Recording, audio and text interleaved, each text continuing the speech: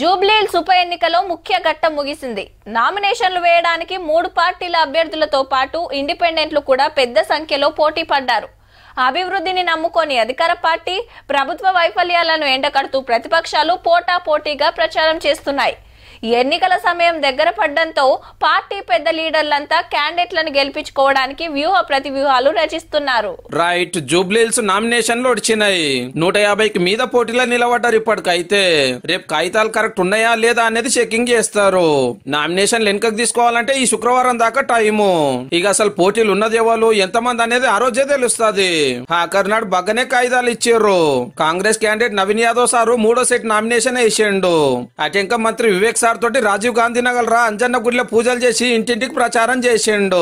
ఏదైతే మొన్న 3 కోట్ల రూపాయలతో పనులు జరిగినాయో ప్రజలందరూ కూడా స్పందించి సార్ మేము కాంగ్రెస్ పార్టీకి నవీన్ కుమార్ కి ఓటేసి గెలిపించుకుంటామని చెప్పి ప్రజలలో మంచి స్పందన ఉంది. బస్తీలో కమ్యూనిటీ హాల్ కావచ్చు, సీసీ రోడ్లు కావచ్చు, ఇంకా కొంతమందికి వైట్ రేషన్ కార్డ్స్ వచ్చినాయి, సన్న బియ్యం వచ్చినాయని చాలా హ్యాపీగా ఉన్నారు. వాళ్ళందరూ కూడా మాకన్నా ముందే మేము కాంగ్రెస్ పార్టీనే గెలిపించుకోవాలని నిర్ణయించుకున్నామని చెప్పి చెప్పడం మాకు చాలా సంతోషంగా భావిస్తాను. బీజేపీ అభ్యర్థి దీపక్ రెడ్డి సార్ పార్టీ అధ్యక్షుడు సెంటర్ మంత్రులతో జులూస్ తీసుకుంటూ పోయి నామినేషన్ వేసిండు.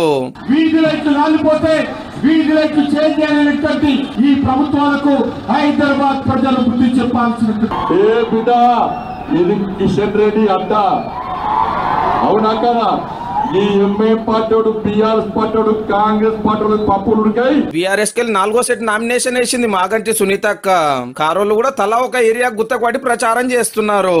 అయితే ఇవాళ గులాబీ పార్టీ వాళ్ళు బస్తీ దవాఖాన్లు తిరిగే కార్యం పెట్టుకున్నారు. కాంగ్రెస్ సర్కార్ పట్టించుకుంటలేదు, సవలతులు చూస్తలేదు అని.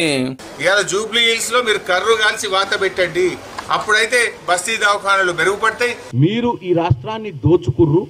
దండుపాల్యం బ్యాచ్ మీది. 10 సంవత్సరాలు మీరు చక్కగా పరిపాలించుంటే ఎక్కడ బస్తీ దవాఖానాల సమస్య ఉండకపోవు. ఉస్మానియా హాస్పిటల్ని మంచిగా చేసుకుందాము, గాంధీ హాస్పిటల్ని మంచిగా చేసుకుందాము. వచ్చే నెల 11 నాడు ఓట్లు, అంటే ప్రచారానికి ఇంకో 20 రోజులే ఉన్నది కాబట్టి 3 పార్టీ లీడర్లు మునుం పెట్టి తిరుగుతున్నారు. ఎవరికి మత ఇచ్చేది ఓట్లు లెక్క పెట్టినాక నవంబర్ 14 నాడుదే వెళ్తుంది. చూడాలి మరి ఈ కితక్ జూబ్లీహిల్స్ లో ఏ పార్టీ జెండా ఎగురుతుందో.